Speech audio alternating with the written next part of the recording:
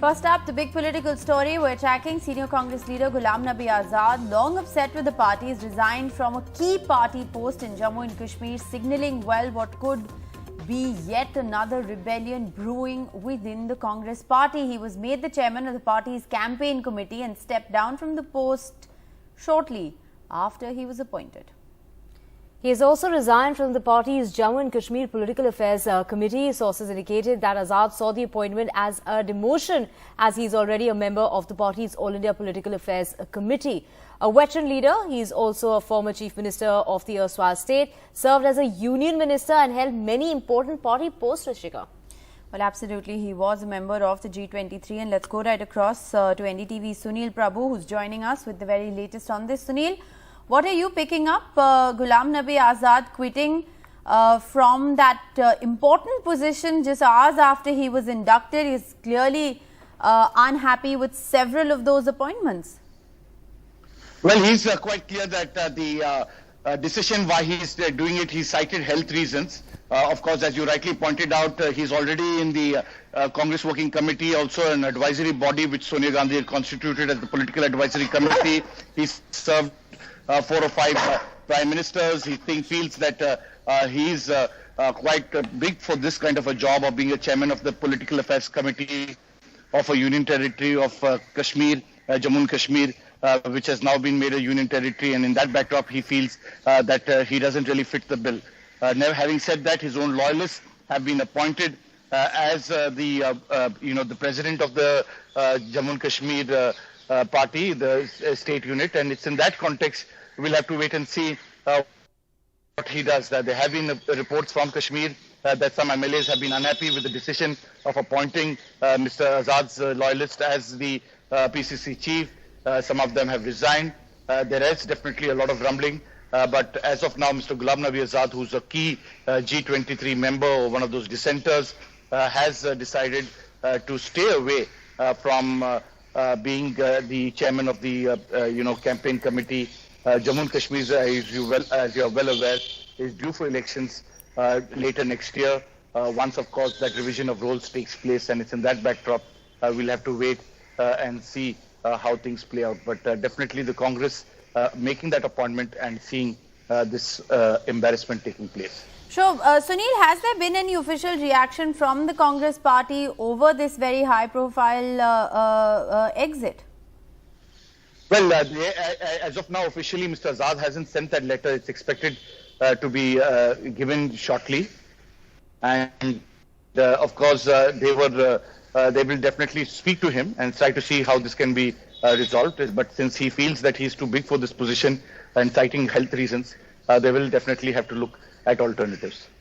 All right. Well, we will continue to get you all the very latest on those big political developments. Thanks very much, Sunil, for joining us with the very latest. Meanwhile, more news that we're tracking from Kashmir is, of course, a series of targeted killings which continue, and at a time when there have been several attacks, targeted attacks against civilians as well as police personnel, those in government jobs.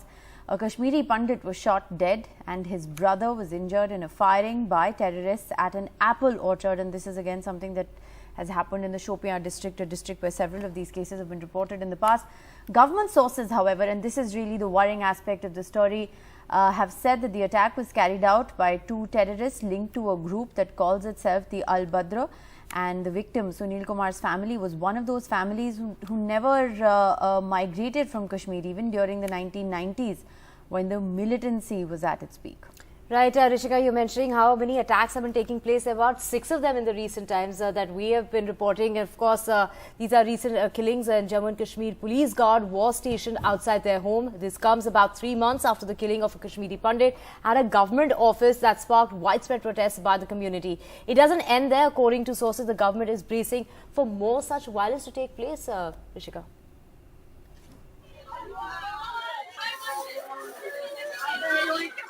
The grieving family of Sunil Kumar Bhatt, a Kashmiri Pandit killed by terrorists in a targeted attack. Bhatt and his brother Pintu Kumar were in their apple orchard in Shopian when 2 terrorists came, asked their names and shot them point blank. 35-year-old Sunil leaves behind 4 daughters and his wife. Sunil's brother is in the army base hospital in Srinagar. Their angry relatives heckled Kashmir's divisional commissioner, saying they too feared an attack and wanted to be relocated. मैं 4 बार ड्यूकॉम के पास गया, DC के पास गया, उन्होंने एक बात ये हमारी नहीं सुना, बोला अपने गांव में बैठो, उधरी मारो, उधरी करो अपना काम। इसलिए आज हमें ये देखना पड़ा, उनको बोला यहाँ हर जगह सीआरपी डाली, हर जगह पुलिस डाला, यहाँ क्या दिया हमें। Kashmir's divisional commissioner says Pandit families who are living in Chotigam village had asked for security after a Kashmiri Pandit shopkeeper was killed last April, but he denies that they asked to be relocated. उन्होंने कहा कि हम यहाँ से नहीं जा सकते, खेती बाड़ी है, तो हमने वहाँ गांव में पुलिस की गार्ड लगाई है। अभी भी गार्ड वहाँ है उनके कहने पर। ये नॉन माइग्रेंट कश्मीरी पंडित है, कभी 30 साल में माइग्रेट नहीं हुए। Soon after today's incidents, there were protests once again in Jammu. जब तक वहाँ टारगेट किलिंग बंद नहीं होती है, जहाँ वहाँ के हालात नॉर्मल नहीं होते हैं, हमारे जितने भी मुलाजिम 24 डिपार्टमेंट के जो मुलाजिम हैं उनको जम्मू डिवीजन में डिप्लॉय करके उनकी सर्विस ली जाए और हमारी एक ट्रांसफर पॉलिसी बनाई जाए। This Pandit family has never migrated from the valley. Today they were brutally targeted. Yet another targeted attack and yet another killing of innocent civilian in the valley. Sunil Kumar Bhatt was clearly killed because of who he was. 2 days ago, J&K's Lieutenant Governor Manoj Sinha talked about finishing militancy within 1 year. What followed was a series of attacks. In Shopian, Nazir Masoodi for NDTV. And your morning cup of tea and coffee just got a little more expensive. Leading milk suppliers Amul and Mother Dairy have increased milk prices by 2 rupees per litre starting today, Nishika. Well, absolutely. And why is all of this happening? It is basically on account of rising input costs. This is, remember, the second hike by Amul and Mother Dairy, the biggest milk suppliers across urban India in nearly 6 months. Now, in the beginning of March, both had actually increased prices by 2 rupees a litre. How does this impact you? Let's get a ground report from my colleague Vedant, who's tracking these developments from Delhi. But remember, this is a pan-India price rise, so it's going to be affecting customers across urban India. Vedant, what's the mood at the dairies this morning? Are people bracing for more such days? That's right, Rishika. Of course, not so pleasant surprise for people this morning. Of course, as the leading milk suppliers, Mother Dairy and Amul, have hiked milk prices by ₹2 per litre. Now, remember, this is the second such price hike in the past 6 months. Both these milk suppliers had hiked their prices by ₹2 per litre March this year. So, of course, people here, of course, shocked, surprised. Some of them saying that, the common man's budget has received a major hit, particularly after, GST had been imposed on essential items and now on milk as well. Now, why these milk prices have been hiked, that's a separate story altogether. As you mentioned, input costs and procurement costs have increased, which have direct ramifications on milk prices. But at the same time, climate change is also one of the major reasons why milk prices have had to be hiked. And Amul in its statement said that the MRP will of course be increased by 20%, I beg your pardon, 4%, and that of course is lower than the inflation rate right now. But remember, inflation is of course above RBI's threshold, so it of course continues to be high as we speak. Now of course I'm joined by a milk vendor here at Mother Dairy. थोड़ा बताएं आज लोगों का क्या response रहा सुबह से, क्या लोगों को इस बारे में मालूम था कि 2 रुपए बढ़ जाएंगे प्राइसेस? ओवरऑल रिस्पांस क्या रहा इस मॉर्निंग? किसी को पता नहीं था, सुबह जो आए हैं उनको सबको पता लगा कि भाई 2 रुपये महंगा हो गया, तो हमारे को भी दिक्कत आती है, खुले चेंज चूंज की उनको भी आती है। एकदम हैरान होते हैं लोग कि भाई 2 रुपये बढ़ गए, 6 महीने के अंदर अंदर 4-5 रुपये बढ़ गए हैं। और एकदम सुनता है जो भी लोग एकदम बोलता है कि भाई इतना महंगा दूध हो गया, ये है, हमारा बजट कम है, सारा सोचते हैं, ये देखते हैं जी। तो we are also joined here by some consumer. Sir थोड़ा बताएंगे, आज से 2 रुपये बढ़ जाएगा मिल्क का प्राइस, तो इससे कॉमन मैन का बजट किस तरीके से अफेक्ट होगा? सर क्या बताएं, गरीब आदमी कहाँ से इतना करेगा बजट, बात यही है सर, और क्या कहें हम लोग, मारा जाए गरीब आदमी। So, of course, people here frustrated. They say that the common man is going to be the worst hit. Now, adjacent to this shop here, of course, is this nukkad here. And, of course, for us Indians, our mornings are incomplete without sipping on some warm tea and, some bun makhan. And, of course, the person here tells us that he has very recently plonked this poster that says that chai is for rupees 12. Now, he'll of course have to change this poster. ये कितने दिनों में आपको ये दाम बदलने पड़ते हैं चाय के? चाय का दूध का दाम बढ़ जाता है, तब चाय का दाम बढ़ाना पड़ता है। पर लोगों को क्या इससे फर्क पड़ेगा, क्योंकि अब सुबह की चाय तो नहीं छोड़ सकते ना। लेकिन कस्टमर से 2 रुपया फालतू मांगता तो बोलता है ये तो नहीं दे पाऊंगा मैं। आप बताए तो कोई खुला नहीं देता अब? चेंज नहीं देता है ना, 10 की चाय है 12 करता हूँ 10 ही रुपया देता है, बस यही होता है। अब आपकी कितनी की हो गई है चाय? ये चाय हमारा 12 की है, अभी 12 का है, 15 का है।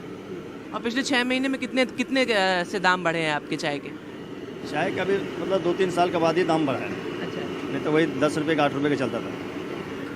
So, right, of course, Rishika, but the larger story here, of course, is that not only milk, but many such essential items, such as dahi, also pre-packaged items like dal, of course, rice, wheat, all of these have, witnessed a price hike in the past 6 months. So the larger story there, of course, is that is India eating healthy? And all these price hikes, what will its ramification be on India's nutrition story? That is really the larger question that we should be asking right now. Vedant, of course, the price of milk and milk products are going up from today, but of course, it has a lot to do, like you mentioned, with climate change. So, the heat wave and a long summer is the reason behind this hike in prices. That's right, Divya, and not just the heat wave, of course, but unexpected rains have also had an impact on the cattle feeding costs, and farmers, of course, have also raised their prices. So all of that has added to this price hike, and Amul in its statement said that this is just going to have a 4% impact on the MRP of milk and milk-related products. But they said that it's lower than the food inflation, but food inflation itself is much higher than the RBI threshold. So, that of course cannot be any parameter or standard at all. Also, what is going to be expensive now? Mother Dairy has said that all its milk variants will now be expensive, and Amul has said that it's single-toned milk, double-toned milk, all of it will now be expensive. So a major, a blow to consumer budget, as we mentioned earlier. All right. Well, Vedant, I hope you enjoy some nukkad chai and some bun maska while you're at it. And we will, of course, continue to track this story. It's going to have a domino effect. It doesn't end, remember, at the milk prices. It will spiral into other essential commodities as well. A story that we will continue to track here on NDTV very closely. Moving on, let's get you an update on the monsoon situation. Heavy showers have been reported in Narmadapuram. This is in Madhya Pradesh, and visuals coming in of rivers overflowing. Rivers are in spate, and we're seeing it's the last 2 to 3 days where monsoon has been focusing on the state of Madhya Pradesh. Schools were shut yesterday on account of bad weather. Rivers are breaching the danger mark, and of course, we're expecting that situation to start improving, Rishika, from today, as that weather system is now moving. The focus is shifting. When we talk about the last 24 hours, we've seen in Bhopal over 5 inches of rainfall has been received. But overall, as far as the season is concerned, in Bhopal, it's rained the highest it has in the last 10 years, because it's rained 20 inches more than it should have as far as the season is concerned. When we take into account that focus of the monsoon, that's now shifting. It will shift towards Gujarat as well as Mumbai. Very heavy showers expected there, Rishika, over the next 24 to 48 hours. Right, of course, those are very dramatic pictures coming in from parts of Madhya Pradesh. Heavy rain in Rajasthan till the 19th of August, and also, like Divya is pointing out, heavy rain expected in Gujarat over the next 24 hours. Divya, of course, will continue to get you all the very latest. Even Orissa has seen a fair bit of flooding this time, Divya, hasn't it? Right, it's the Bhadrak district where in fact it has been waterlogged, inundated, and that is because the rivers are overflowing in the area. 90,000 people have been affected in Bhadrak, particularly in Odisha, and the situation is not likely to change. In fact, in the next 24 hours, more showers are expected. Moving on, Delhi is reporting a spike as far as COVID cases are concerned, and the positivity rate, that is what is really concerning, Rishika, coming in at almost 20%. Well, absolutely. 917 new cases reported in the last 24 hours. The positivity rate, like Divya said, nearing that worrying 20% mark. And remember, the COVID numbers, Divya, also need to be taken in with a health warning, because there are so many people who are now resorting to home tests, and those figures aren't even being reflected in that official tally that you're seeing on your screen. So while we're nearing 1,000 cases officially, those are just the people who are actually getting tested at labs. More people now relying on the very reliable home tests that are available. Lieutenant Governor has sounded an alert. The Deputy Chief Minister Manish Sisodia has asked people to go out and take their booster doses, saying that those who are getting vaccinated are perhaps safer than the others. And at the same time, important to note here that there is expected to be an Omicron-specific vaccine available in India in the next 6 months.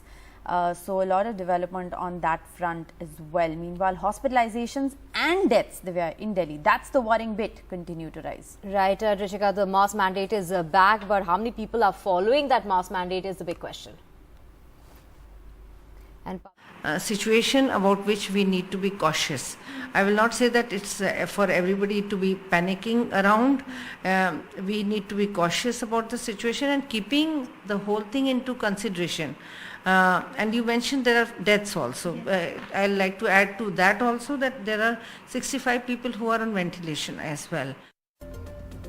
Welcome back. You're watching Good Morning India. Let's get you the big stories that we are tracking from the Supreme Court today. Now, after the Aam Aadmi Party, it is Tamil Nadu's DMK that has actually joined the petition against, this Freebies petition in the Supreme Court. Tamil Nadu's ruling DMK has filed a petition in the Supreme Court in the ongoing case about freebies, contending that the scope of the term is very wide and there are a lot of aspects which actually need to be considered. The court is hearing a petition that has challenged the promise of freebies at election time, contending that this practice can bring financial ruin on a state. Interestingly, it is a BJP member who's filed this petition. Right, Rishika, so far Arvind Kejriwal's Aam Aadmi Party, known for providing free power and water in the states, its rules has challenged the stance of the petition which was filed by BJP's Ashwini Upadhyay. Well, interestingly, it was just yesterday that Arvind Kejriwal promised free education in Gujarat. It's going to be very interesting to see what really happens in the Supreme Court. But more news from the top court this morning. The central government has sought an urgent hearing in the Supreme Court today on the All India Football Federation matter in the wake of FIFA suspending India for quote-unquote undue influence from third parties and stripping the country of the right to host the Under-17 Women's World Cup. Right, Rishika, the country is scheduled to host that FIFA tournament from the 11th to the 30th of October, and a bench of justices, that is Chandrachud as well as Bopana, have told the Solicitor General Tushar Mehta, appearing for the centre, that important developments has what's taken place, and FIFA has sent a letter suspending India, which is in the public domain and needs to be brought on record. The Supreme Court has listed that matter, and that will be taken up in court today. Well, of course, we will continue to get you the very latest from the Supreme Court on that. Short break here, but we'll be back with a lot more on the other side. Stay with us. Welcome back. Let's get you the other big story that we're tracking. There were sweets, pranams for the Bilkis Bano rape case convicts as they walked out of prison. Now, outrage is mounting, Divya, after the release of 11 men who were convicted in the gang rape of Bilkis Bano during the Gujarat riots. Bilkis was gang raped. Her 3-year-old was among the 14 members of her family that was killed by a mob on the 3rd of March 2002 in one of the most horrific crimes that was heard of during the time. Rishika, the release of these men who got sweets and garlands when they left prison comes despite an order from the centre that a remission of a sentence should not be granted to those who've been convicted of rape. These images of 11 men convicted of rape and murder being fed laddus as they walked out of prison this Independence Day has sparked outrage. They were convicted for a horrific set of crimes. The gang rape of Bilkis Bano during the Gujarat riots, and also for the murder of 7 members of her family, including her 3-year-old daughter.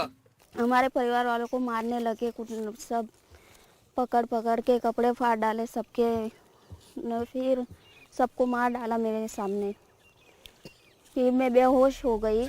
The punishment for the men? Life sentence. But the men who have spent over 14 years in prison were released as part of Gujarat government policy which allows prisoners who have served over 14 years to apply for early release. Their release has shocked Bilkis's lawyer, who was part of a long and hard battle for justice. There is no reasoning in the judgment, so to say, why not 14, why not 2022? Why Gujarat? Why not CBI? Because this is a CBI prosecuting a case, CBI investigated, CBI prosecuted, that too after the investigation being transferred by Supreme Court to CBI. The Congress has pointed out the hypocrisy of the release. प्रधानमंत्री के मुंह से निकले गए उन नारी सम्मान, नारी शक्ति के शब्दों के बाद कुछ घंटों बाद यही अभियुक्त मिले थे इन्हें रिहा करने के लिए, जो कि बलात्कार जैसे गंभीर संगीन आरोप में अभियुक्त बने हों. तो यह तो सोच समझ कर किया गया है. But even as these men walked out, Union Home Ministry documents showed that the centre may in fact not be in favour of releasing those accused of rape or those sentenced to life imprisonment. A Home Ministry document from June this year shows that the centre issued guidelines to states proposing a special release policy for convicted prisoners to coincide with the Azadi Ka Amrit Mahotsav. Amongst the categories of prisoners that were not to be released under the special release policy were those sentenced to life imprisonment and those convicted of rape. The accused in the Bilkis Bano case were in all probability not released under this policy and were released as per an older Gujarat state government policy in keeping with a Supreme Court order. But the centre's guidelines does establish that the centre is opposed to releasing rape convicts and those sentenced to life imprisonment. NDTV Bureau Report. And even as India marks 75 years of independence, the news of the murder of a 9-year-old boy in Rajasthan belonging to the SC/ST community is a story that should shake all of us. Rishika, the 9-year-old who had suffered injuries on his eyes and his ears after his teacher allegedly thrashed him so bad for apparently just drinking water from a pot which is used by the so-called upper caste. हमें चाहते हैं कि इस दुख की घड़ी में हम सब उनके साथ खड़े रहें. बात राहुल गांधी जी की नहीं है, चाहे कांग्रेस पार्टी हो, चाहे कोई व्यक्ति हो, इसमें राजनीति करना उचित नहीं है. लेकिन जो घटना हुई है उसका संज्ञान लेकर उस पर उचित कार्रवाई करनी पड़ेगी. और भविष्य में खासकर हमारे दलित आदिवासी समाज के लोग, भाइयों बहनों को, परिवारों को ऐसा ना लगे कि उनके लिए जो हम लोगों ने प्रावधान करे हैं वो कहीं कमज़ोर हैं. तो इस प्रकार की घटनाओं से बहुत मनोबल कमज़ोर होता है. लेकिन हम सब साथ खड़े हैं दलित समाज के और उन सब लोगों को न्याय दिलाने के लिए कोई कसर नहीं छोड़ेंगे. जो मदद है, सहायता है, सहयोग है, वो भी हम लोग करवाएंगे. लेकिन आज तो इस दुख को बांटने के लिए हम लोग यहाँ पर आए हैं. जो जालौर में घटना हुई है बेहद निंदनीय है. बहुत ही घटिया हरकत है. वहाँ पर एक बच्चे की जान ले ली गई. इस तरह से इस मानसिकता को तोड़ना पड़ेगा. लेकिन ये अकेली घटना नहीं है. ये घटना राजस्थान के अंदर हर रोज हो रही है. और हर रोज इसलिए हो रही है क्योंकि बार बार जो जिम्मेदारी राज्य सरकार की है वो जिम्मेदारी राज्य सरकार नहीं निभा रही. गहलोत साहब ने जालौर की घटना पे क्या कहा? उन्होंने कहा ये तो छोटी सी बात है. And Meera Kumar, the former Lok Sabha speaker, has also spoken out on caste atrocities. Listen in.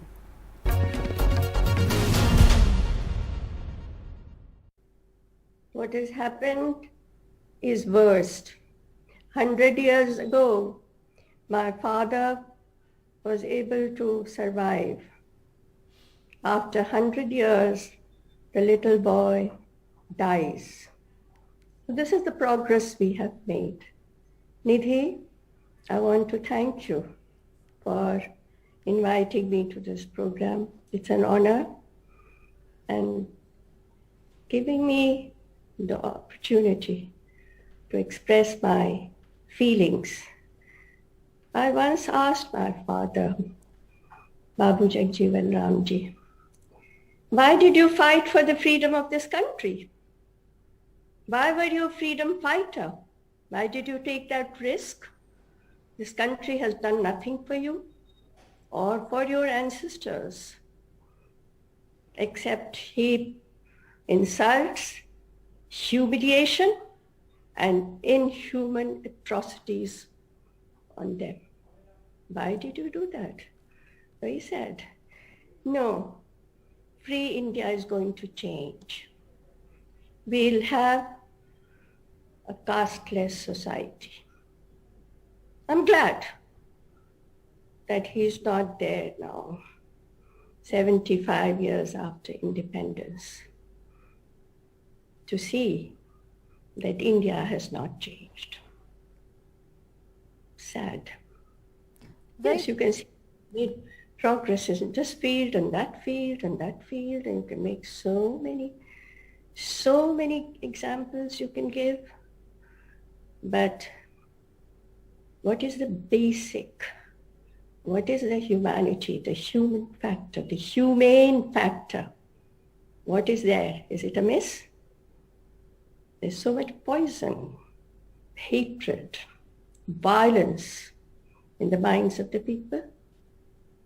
Everybody pities the Dalits. I just wanted to ask you, why do you think we're at this point where we have achieved so much as a country?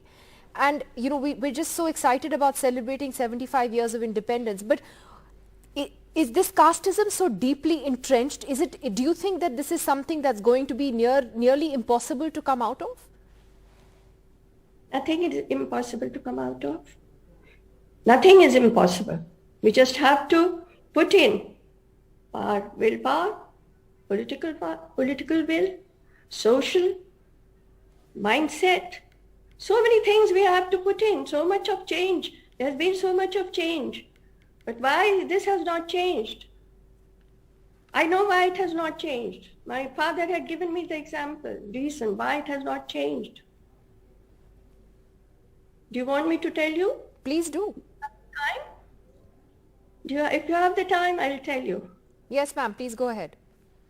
I asked my father, Babuji, ये जाति व्यवस्था क्यों नहीं बदलती है? सब कुछ बदल जाता है. Everything changes with time.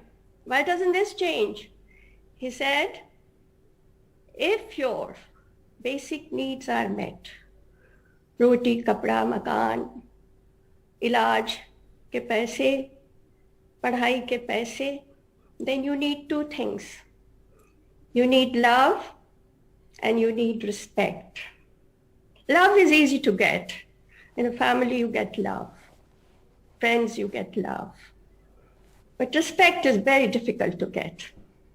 You have to do tapasya to get respect. Very hard work, sincerity, honesty. So much you have to toil to get respect. But in a system where you get respect the moment you are born, why would you change that system? In a system where you get respect, even if you have so many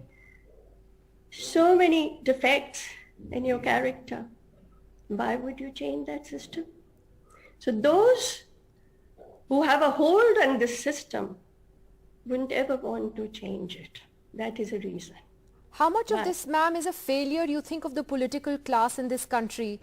We continue to seek votes on caste lines, and I guess that's just the reality of the country we live in. But how much of this is a failure of our political leadership across the board? Today it has happened in a Congress government in Rajasthan, but it has happened in Gujarat. It has happened in many other states. This is not new. Yes, political class, political people, those who are in the public life are responsible after all. They come to serve the people. But to limit it, to put the burden entirely on the political class and the political system will be to get the issue lost in a wood.